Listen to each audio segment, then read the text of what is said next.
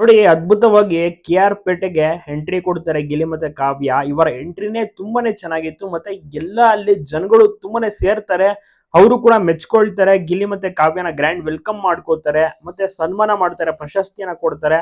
ನಿಜವಾಗ್ಲೂ ಕೂಡ ಸೂಪರ್ ಅಲ್ವಾ. ಗಿಲ್ಲಿ ಮತ್ತೆ ಕಾವ್ಯ ಅಂದ್ರೆ ಜನರಿಗೆ ಸಿಕ್ಕಾಪಟ್ಟೆ ಇಷ್ಟ. ಮತ್ತೆ ಇವು ಒಟ್ಟಿಗೆ ಬಂದಿದ್ದಾರೆ ಅಂದ್ರೆ ನಿಜವಾಗ್ಲೂ ಇನ್ನಷ್ಟು ಖುಷಿ ಪಡೋದು ಗ್ಯಾರಂಟಿ. ಜನರು ಯಾವ ರೇಂಜ್ಗೆ ಅಂದ್ರೆ ಒಟ್ಟಿಗೆ ಕೈ ಇಟ್ಕೊಂಡು ಬರ್ತಾರೆ. ಮತ್ತೆ ಇಬ್ಬರಿಗೂ ಕೂಡ ಸನ್ಮಾನವನ್ನ ಮಾಡ್ತಾರೆ. ಮತ್ತೆ ಅಲ್ಲಿ ಮಹಿಳೆಯರಾಗಿರ್ಬೋದು, ಎಲ್ಲರೂ ಚಿಕ್ಕವರಿಂದ ದೊಡ್ಡವರ ತನಕ ಎಲ್ಲರೂ ಕೂಡ ಗಿಲ್ಲಿ ಮತ್ತೆ ಕಾವ್ಯನ ನೋಡ್ಬೇಕು ಅಂತ ಸೇರಿರ್ತಾರೆ. ಎಲ್ಲರೂ ಕೂಡ ಸೆಲ್ಫಿ ಫೋಟೋವನ್ನ ಕ್ಲಿಕ್ಕಿಸ್ಕೊಳ್ತಾರೆ. ಹಲವರು ಕೂಡ ಮಾತನಾಡಿಸ್ತಾರೆ, ಹ್ಯಾಂಡ್ ಶೇಕ್ ಮಾಡ್ತಾರೆ. ನಿಜವಾಗ್ಲೂ ಕೂಡ ಸೂಪರ್ ಅನ್ಬೋದು. ಗಿಲ್ಲಿ ಕಾವ್ಯ ಇನ್ನ ಇದೇ ರೀತಿ ಬ್ಯುಸಿಯಾಗೇ ಇರ್ತಾರೆ. ಬಿಗ್ ಬಾಸ್ ಮುಗಿದು 5-6 ತಿಂಗಳಾದ್ರೂ ಕೂಡ ಗಿಲ್ಲಿ ಕಾವ್ಯಗೆ ಕ್ರೇಜ್ ಇನ್ನ ಕೂಡ ಕಡಿಮೆ ಆಗಿಲ್ಲ.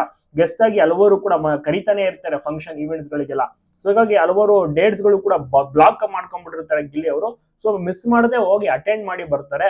ಬಹಳಷ್ಟು ಖುಷಿಯಾಗಿ ಅವರ ಜೊತೆ ಬೆರೆಯುತ್ತಾರೆ. ಜೊತೆಗೆ ಕೆಲವೊಂದಿಷ್ಟು ಡೈಲಾಗ್ ಗಳನ್ನ ಹೊಡಿತಾರೆ, ಮಾತನಾಡ್ತಾರೆ, ಮೋಜು ಮಸ್ತಿ ಮಾಡ್ತಾರೆ. ಕಾರ್ಯಕ್ರಮಗಳಿರುತ್ತೆ ಅದನ್ನ ವೀಕ್ಷಣೆ ಮಾಡ್ತಾರೆ. ಪ್ರಶಸ್ತಿ ಕಾರ್ಯಕ್ರಮ ಫಂಕ್ಷನ್ ಇರುತ್ತೆ, ಒಂದು ಮಲ್ಲಿಕಾರ್ಜುನ್ ಅವರ ಹುಟ್ಟುಹಬ್ಬದ ಪ್ರಯುಕ್ತ KR ಪೇಟೆಯಲ್ಲಿ. ಸೊ ಅಲ್ಲಿ ಹೋಗಿ ಎಂಜಾಯ್ ಮಾಡಿದ್ದಾರೆ ಗಿಲ್ಲಿ ಮತ್ತೆ ಕಾವ್ಯ.